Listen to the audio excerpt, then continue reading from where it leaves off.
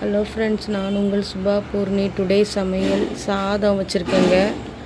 சாதம் வச்சுட்டு ரசம் நான் எப்போவுமே கொஞ்சம் நிறைய தான் வைப்பேங்க. ஏன்னா எங்கள் வீட்டில் ரசம் நிறைய ஊற்றி சாப்பிடுவாங்க. அதனால் ரசம் எப்போவுமே நான் அதிகமாக தான் வைப்பேன். ரசம் அதுக்கப்புறம் என்ன வச்சுருக்கிறேன் இன்றைக்கி, புதினா துவையல் ரொம்ப குளிர்ச்சி, உடம்புக்கு ரொம்ப நல்லது. அதனால் புதினா துவையல் அடிக்கடி எடுத்துக்கலாம். பருப்பு, புடலங்காய் பொரியல் எல்லாம் வச்சுருக்கேங்க. சாதம் போட்டுக்கிட்டேன்.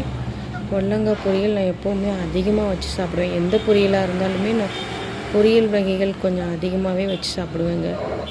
காய்கறி உடம்புக்கு நல்லா சேரணுங்கிறதுக்காகவே எப்போவுமே பொரியல் வகைகளை அதிகமாக சாப்பிடணும். சாதத்தை கம்மி பண்ணிவிட்டு பொரியலை அதிகமாக சாப்பிடுங்க. நீங்களும் ஆரோக்கியமாக வாழலாம்.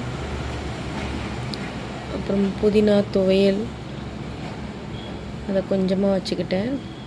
ஏன்னா அது தயிர் சாதத்துக்கு தான் நான் எடுத்துக்குவேன். அதனால் புதினா துவையலை கொஞ்சமாக வச்சுக்கிட்டேன்.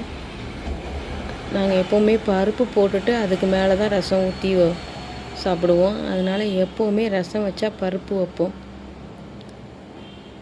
பருப்பு வைக்காமல் ரசம் வைக்கவே மாட்டோம். அதனால் முதல்ல பருப்பு ஊற்றிக்குவேன். அதுக்கு மேலே ரசத்தை ஊற்றுவோம். பருப்பு ரசம்தான் எப்போவுமே. மேலே 2 கரண்டி ரசம்.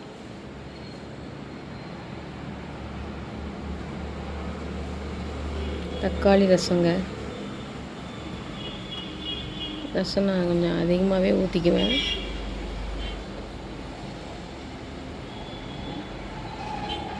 இன்றைக்கி சமையல் அவ்வளோதாங்க. சாப்பிட